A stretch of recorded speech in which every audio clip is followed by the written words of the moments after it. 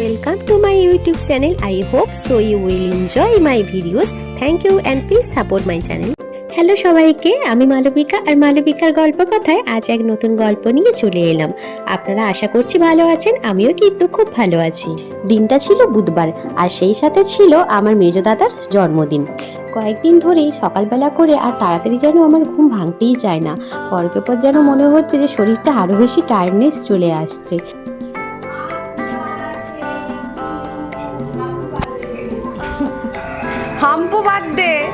Happy birthday to you.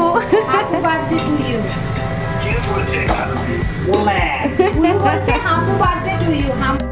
তো ঘুম থেকে উঠেই দেখি দিদি দাদাকে ফোন করেছিল, আর সেই সময়টা আমিও এরকমই এসে একটু মজা করে ওকে বার্থডে উইশটা করে দিলাম। তারপরে সকালে খালি পেটে একটু ড্রাই ফ্রুটস খেয়ে নিয়ে আর টিফিনটা ততক্ষণে রেডিও হয়ে গেছিলো, দিয়ে আমি আবার একটু ব্রেকফাস্টটা করে নিলাম। তো তারপর দিদিরা যে যার সব স্কুল আর যে যার কাজে সবাই চলে গেল। বাড়িতে তখন আমি একাই ছিলাম আর দেখি বাইরে বেশ ভালোই মেঘটা করেছে। টুক করে তখন ছাদে চলে গেলাম, কারণ জামা কাপড়গুলো তুলে নেওয়াটাই দরকার ছিল, নাহলে ভিজে গেলে কাছাকাছিটাই পুরো বেকার।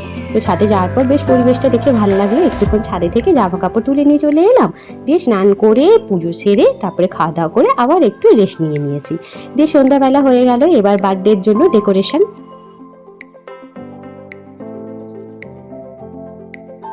ঘড়ির কাঁটা তখন 7টা পেরিয়ে, আর এইদিকে আমার দাদা আর মা তখনও পর্যন্ত এসে পৌঁছায়। তো এইদিকে দিদি রান্নার প্রস্তুতিটা করছিল। প্রথমেই পায়েস, জন্মদিন মানে পায়েসটা আমাদের হবেই হবে, এরকমই একটা ব্যাপার।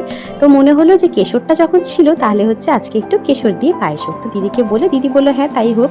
তো তারপরে আমি নিজে একটু কেশরটা দিয়ে পায়েসটা নাড়ছিলাম, ততক্ষণে দাদারাও সব পৌঁছে গেল। তারপরে এইদিকে আমাদের কেক কাটিংয়ের পর্বটাও শুরু হয়ে গেল।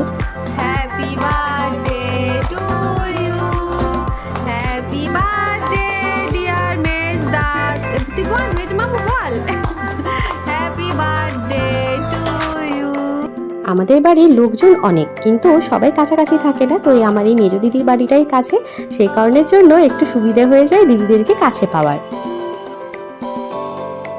আমাদের বাড়ির সব থেকে ছোট সদস্য এখন আমার এই মেজো দিদির ছেলে, তাই যারই বার্থডে হোক না কেন কাছে যদি ও থাকে তাহলে ওকেই আগে কেকটা কাটতে হবে সঙ্গে।